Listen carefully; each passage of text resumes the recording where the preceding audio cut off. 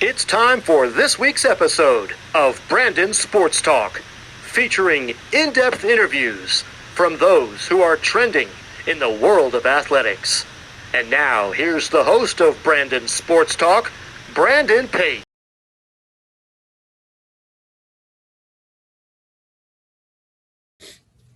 Welcome back to Brandon Sports Talk. In today's episode, I have the privilege to interview the Queen's University Mark Leopkowski, who is the Director of Sports Performance. How are you doing today? Fantastic. Thanks for having me on, Brandon. Can you talk about how you got started in college athletics? Yeah, so I was pretty fortunate that I was a student athlete at Queens for a short time, and got into training as a student athlete. And then once I graduated, I stayed around in the Charlotte area and had the privilege of interning with Queens's first strength coach, Darren Tyson. And that's really how I got my foot in the door. Can you talk about, of course, what was your time like at University of Minnesota? Yeah, so Minnesota, it was a great experience. I got to work with some fantastic coaches there, and I really learned a lot. Cal Dietz, Sarah Wiley, Matt Van Dyke, Dan Wartke, and a legend in Bob Brody. And so I really took advantage of being able to work with some different sports that I hadn't seen before, like wrestling, men's and women's hockey were a few. And it was a lot of fun. Got to work with a lot of coaches and a lot of student athletes, and it was really beneficial in my development as a coach.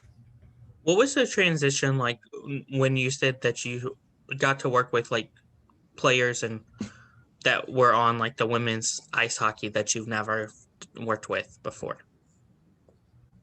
So it makes you, having really no experience with those teams, in working alongside a coach, it gives you an opportunity to ask a lot of good questions about the sport itself and about their approach to training.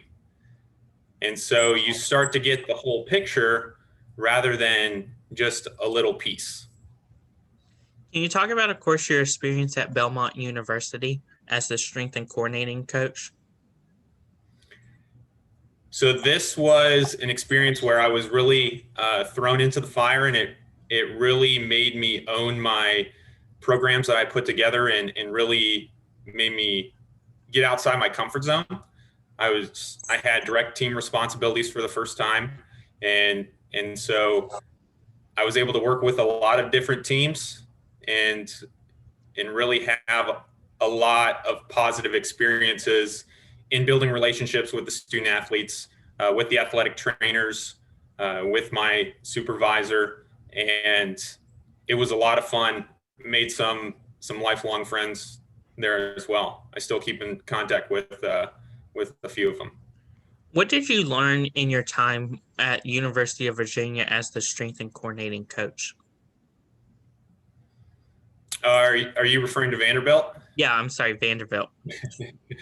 So at Vanderbilt, this was an experience that really helped me develop in learning the Olympic lifts and becoming more proficient at them, and also being able to cue the movement.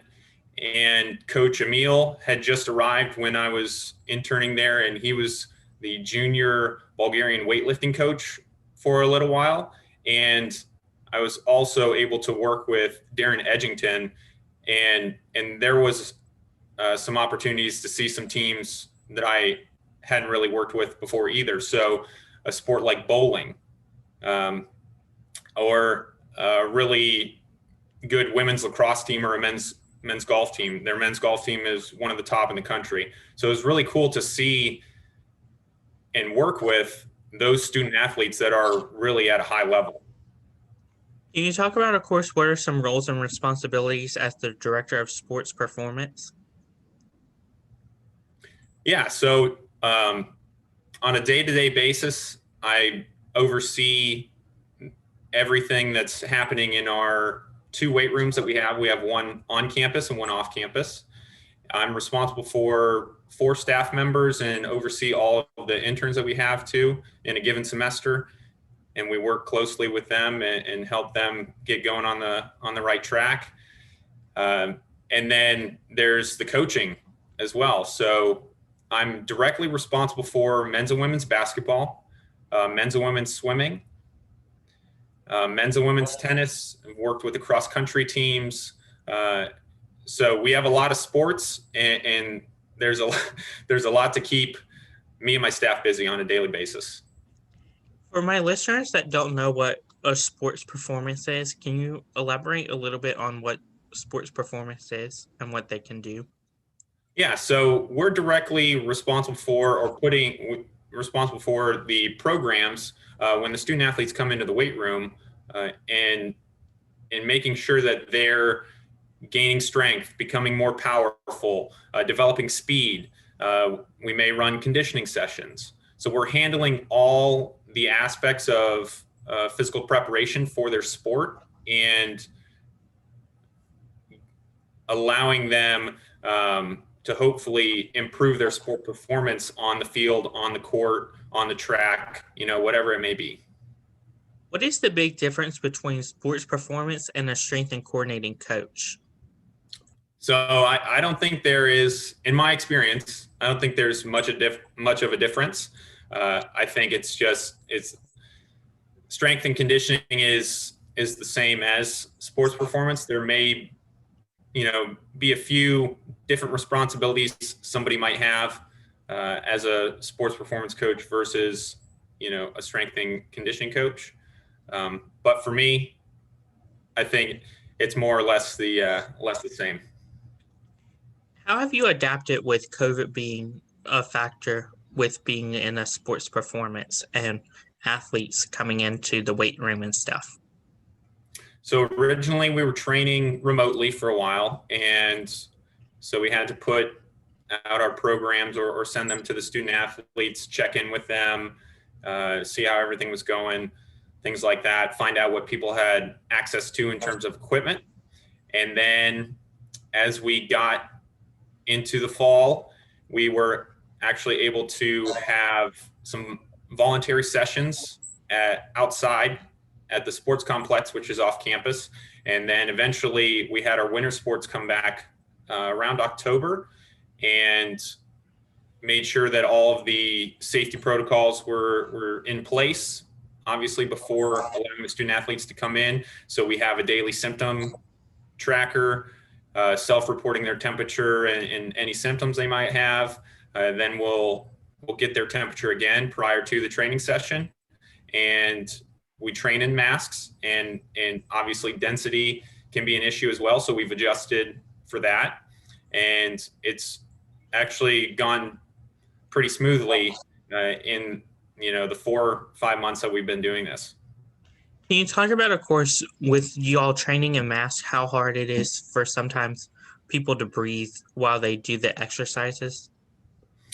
Yeah, so I think we've been pretty good about, making sure, well, one, everybody that is keeping their mask on and doing stuff that isn't necessarily going to overexert them and make them anxious about feeling like they can't breathe. And so we don't have spotters. We don't allow any spotting. So it's a comfortable weight that the athletes can lift themselves, that they've done before, most likely.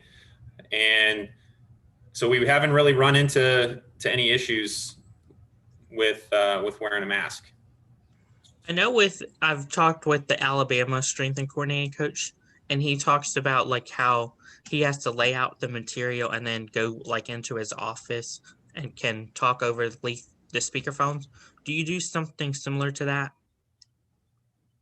Talking with the sport coaches or the athletes, or for example, like he said, like he would go into his office and then like instruct them how to like maybe do an exercise or stuff, but he can't be like hands-on like he would be, like, so that means like he couldn't like go into the weight room and be like, oh, hey, Jimmy, you can lift this way.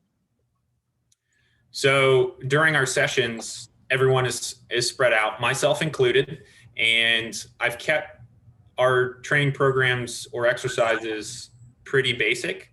So everyone should be pretty familiar with what we're doing for that particular exercise.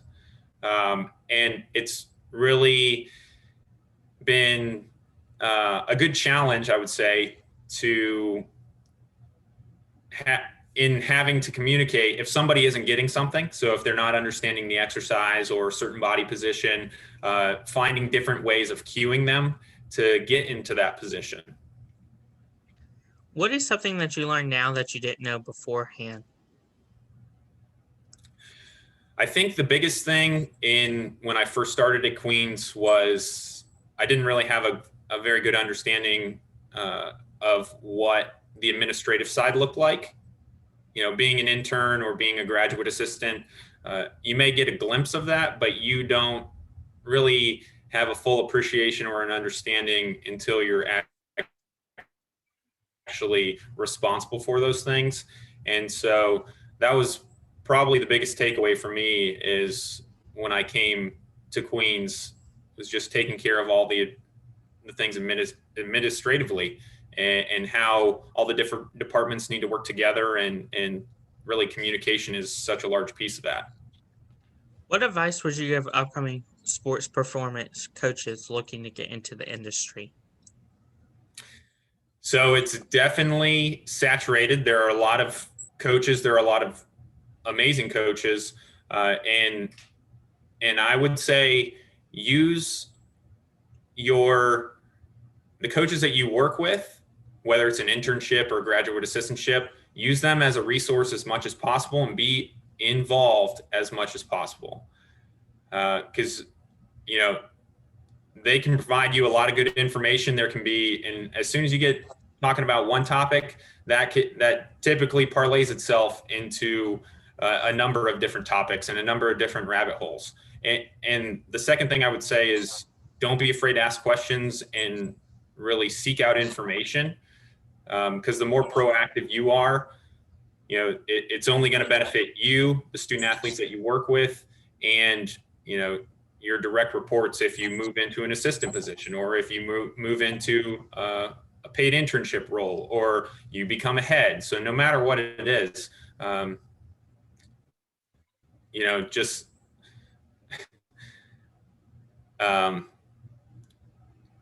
make sure that you're taking advantage of what you have and what you have access to.